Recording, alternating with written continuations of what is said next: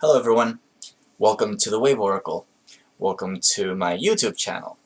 Now, some of you will probably see this video because you've already seen me through my other social media accounts, be it through Facebook or Instagram, but for those of you that are new here, I just wanted to do this little fact video, frequently asked questions, to talk a little more about my services, the sort of work that I do, what my business is about, and also address some of the things that have come up because no two psychics are alike, and different spirit workers have different approaches to this sort of business. Now, in my case, the first question that I feel like I must answer right off the bat is, if I do free readings. The answer is no. I don't do free readings. One way or another, there must be an exchange. This easily takes me to another two of my frequently asked questions, which are if I charge even for yes or no readings, even if it's a short yes or no question, there has to be some form of exchange. However, I am willing to, on some occasions, not charge money for my readings. This could be that you, for instance, do some promo. If you share my accounts, share some of my posts, I might be willing to do a reading without charging you money for it. Or if you do me a reading, you're also a spirit worker and you want to offer me a reading, sometimes I am willing to do trades. But this depends on where I am in life, and I might also refuse that as a trade.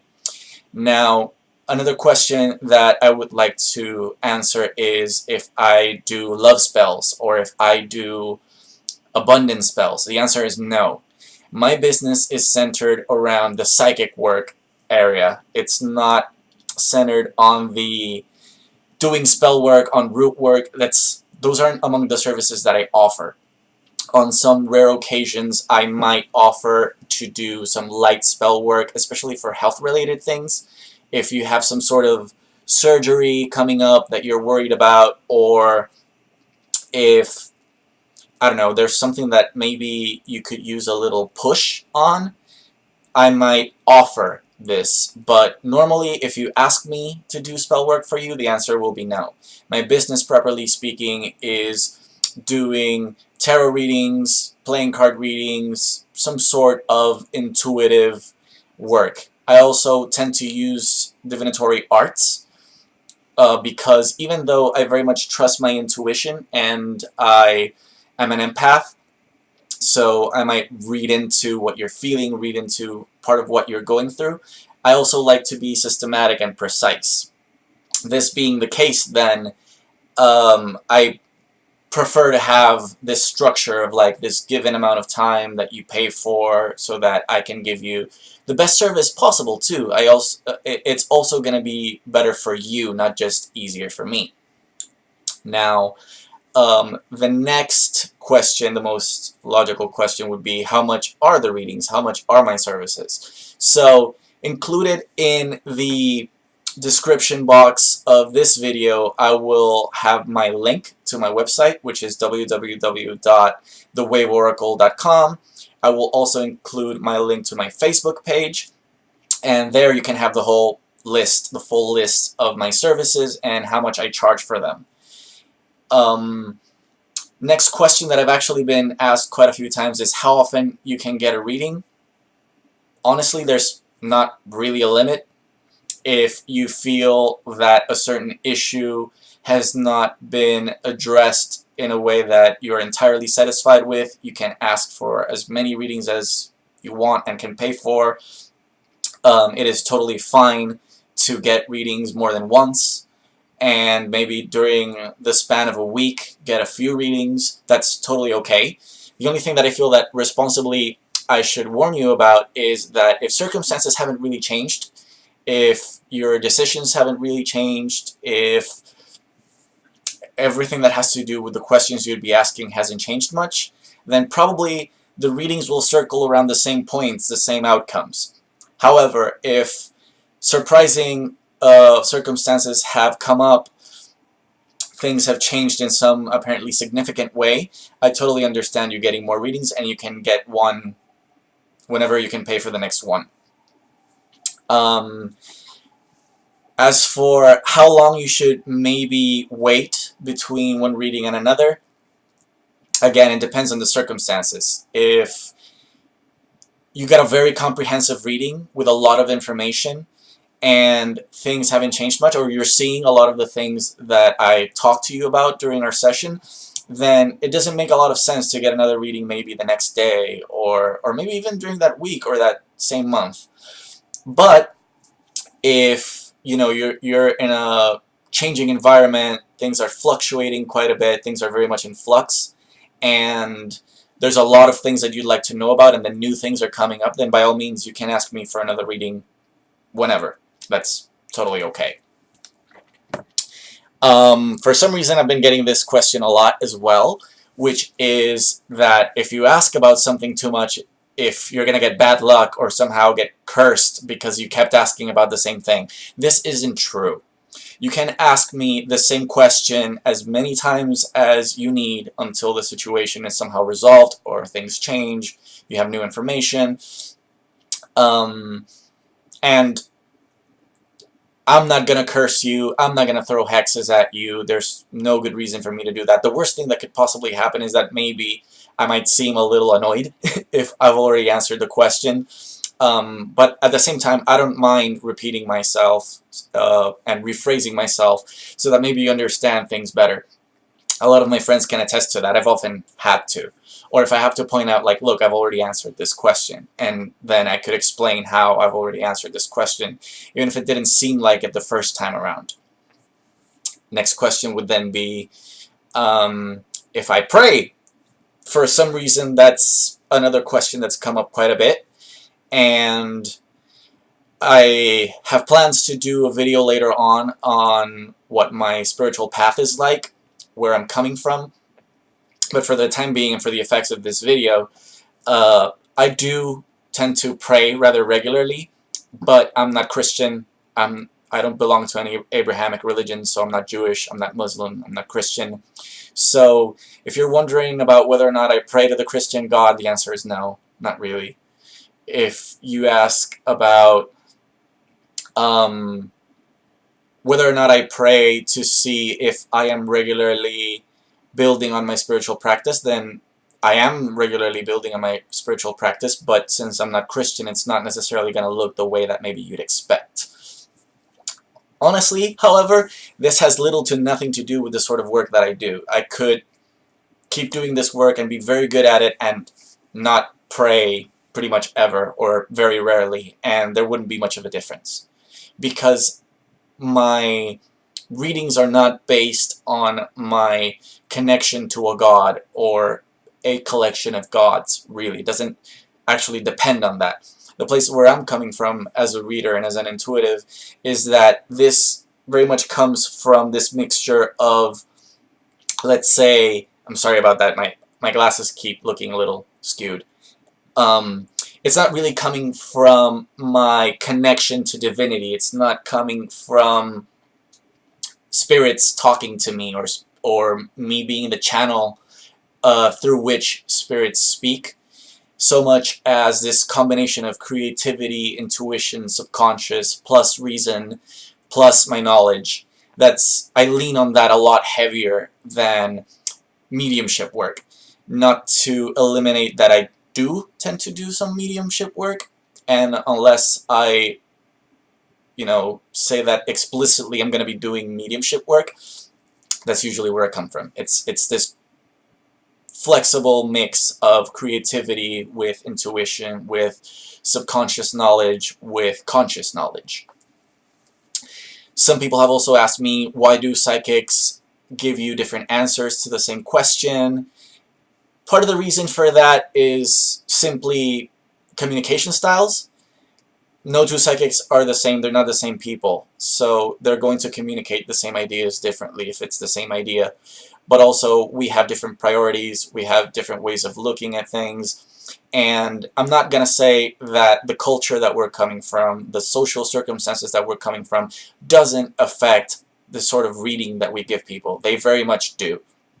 So that's one of the origins for that difference.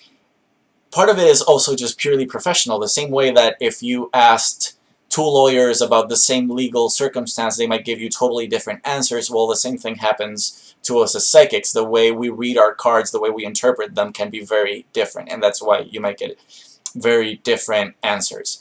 And oftentimes what happens is that both psychics, or all the psychics to some level, are right in what they're telling you. Not necessarily that one is more right than the other. This isn't necessarily a sign that some of them are true and genuine and some of them are fakes. This isn't necessarily the case, although that can also come up. But in that case, a really big and important part, this isn't actually part of my frequently asked questions, but it's something that's hinted at, so I'll address this too. Your reasoning, your experience, your intuition is often just as much a part of a reading as my intuition, my reasoning, my knowledge. So do also trust your common sense, do also trust your intuition, do also trust your feelings, because the last word of what's actually going to happen is this exchange, this mixture of all these criteria put together. Next question would be, is tarot reading or divination from the devil? No, it isn't. At least looking at it from a historical and anthropological perspective, it just isn't. If you very much believe in the devil, you very much believe in demons, and you're convinced that if this isn't coming from God, or if this isn't coming from angels somehow, then this must be of the devil, there is nothing I could say or show you that would convince you otherwise. But at least keep in mind that I don't really believe in the devil. The devil has nothing to do with what I do. I don't believe in demons. I don't work with demons. I have nothing to do with Christian theology, or Jewish theology, or Muslim theology for that matter. My approach is, loosely speaking, neo-pagan. So none of the feedback, the spiritual feedback that I'm getting is coming from demons or angels or God or the devil. It has nothing to do with what I do. Next question would be, if I do black magic. No. The sort of work that I'm doing as a psychic is not black magic. The very concept is contested as well, because magic, properly speaking, is, as many people have adequately put it, magic is gray. It just comes from nature. And just the same way as light, as a physical natural phenomenon, isn't inherently good or bad, or any natural phenomena, the same goes for using intuition, using intuitive arts, divination. It isn't necessarily a good or a bad thing. That depends much more on the user, that depends much more on the practitioner. So, nothing to do with black magic. Now, the next question, I already addressed it because it was connected to one of the previous questions, but still, I'll address it directly, which is, where do my readings come from? My readings sometimes have mediumship aspects to them, but more than anything else, I tend to lean on logic, intuition, and creativity. It isn't somebody whispering in my ear telling me all the answers. More than anything else, I tend to actually trust the arts themselves, the methods. So, tarot reading, for instance, is its own system. It's its own system of beliefs, it's its own system of archetypes, and that's mostly where I'm coming from, that's mostly what I'm using. And I trust my cards, I trust my tools, more than anything else. Next question is whether, if there is too much that you could tell me, and if talking too much or telling me too much, giving me too much information could influence a reading. Personally, I don't think there is quite a thing as telling me too much or giving me too much info, because quite on the contrary, the more info you give me, the more I know your context, and the more I know your context, the better I can help you, actually. The more precise the reading, the more you could actually get from it, the more useful this reading is going to be to you, because it's going to be more relevant to your life. If I just focus on the method, as I mentioned previously, the likelihood is that I will give you more abstract concepts or overarching ideas rather than specific answers, particularly addressing certain things that you're going through. If you give me more information, then I can answer those things more precisely, more concisely, more specifically. Next one is,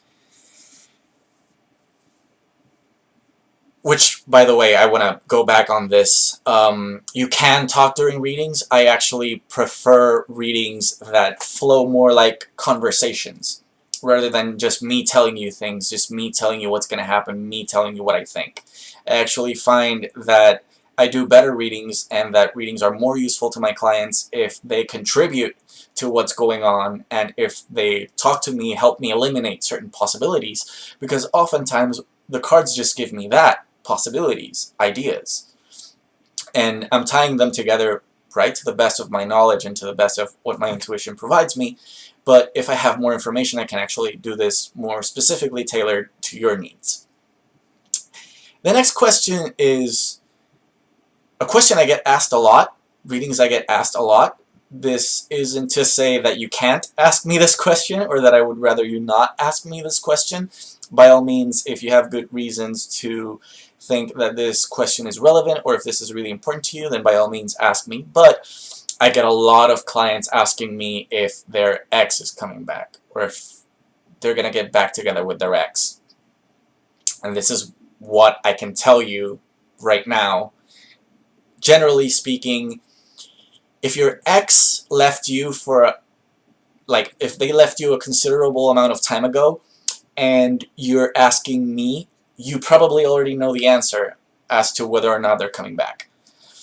If your ex left for some very concrete reasons that they explained and nothing has changed, or they haven't given you any signs that they could even be the slightest bit interested in coming back, you probably already know the answer as well. If, on the other hand, this person just kind of is there, but then leaves, but then comes back, but then leaves, I can tell you whether or not they have somewhat of a commitment, or can, in the near future, have a commitment to being with you, staying with you in a relationship. But the odds are, this is called, in psychology, this is called ambivalence. And the odds are that if your partner, or in this case your ex-partner, is constantly doing that thing where they're there and then they leave, and then they're there and then they leave, this ambivalence is mostly a sign of someone not being committed to you. So I find that it's more reasonable to assume that they're not going to come back and stay, because that's what you'd be really asking me about, is whether or not they're going to come back to stay. Probably, if they're being so ambivalent, the answer is probably going to be no.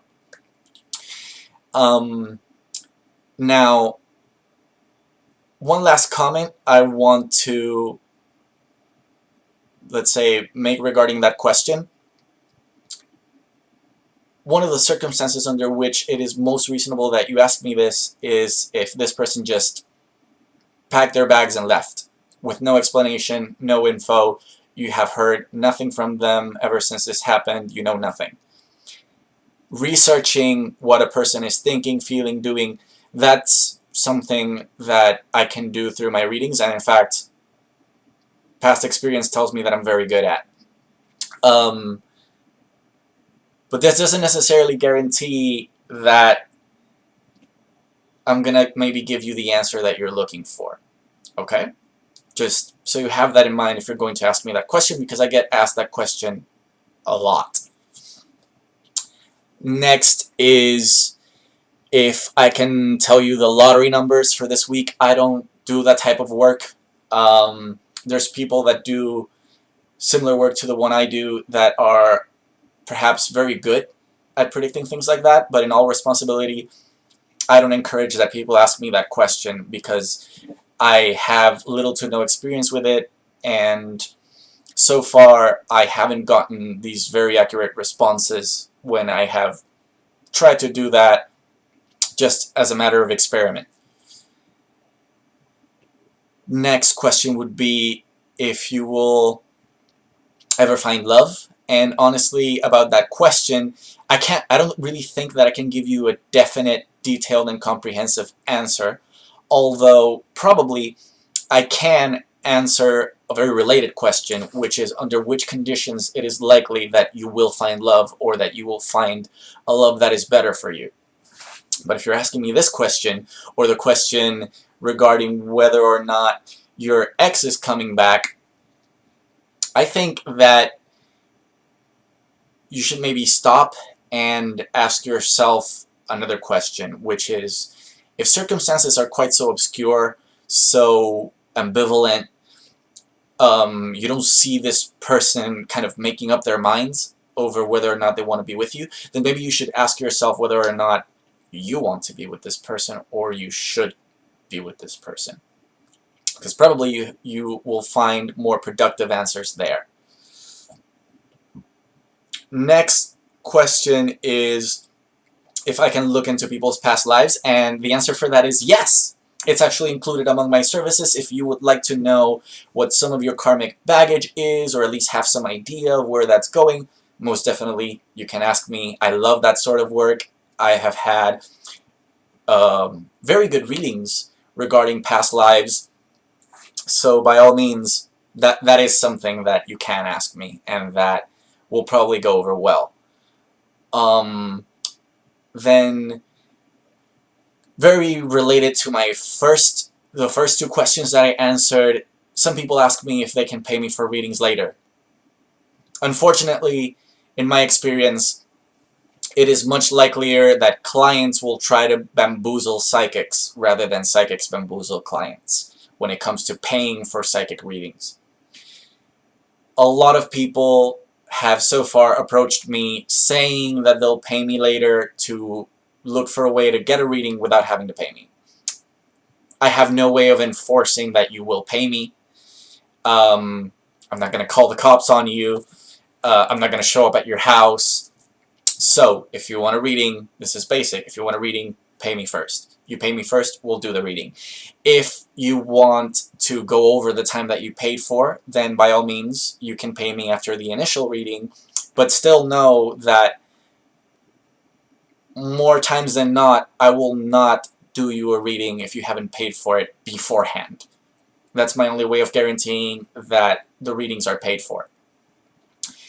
And last but most definitely not least, some people have asked me if I do readings in person, and the answer is most definitely yes, I do readings in person. Now, this comes with a few conditions, of course. If you want an in-person reading, if you're in the New York City area, this means that the best way to go about it is, visit me. I do readings at my apartment. The address is on my website as well as my Facebook page. So, if you want to pay me a visit to get an in-person reading, you're welcome to do so. I just need you to plan beforehand. I would much rather not do readings to people that just show up at my doorstep. I would much rather that it be something that's planned beforehand, maybe a week in advance or a few days in advance, preferably. But that is an option. That is something you can do.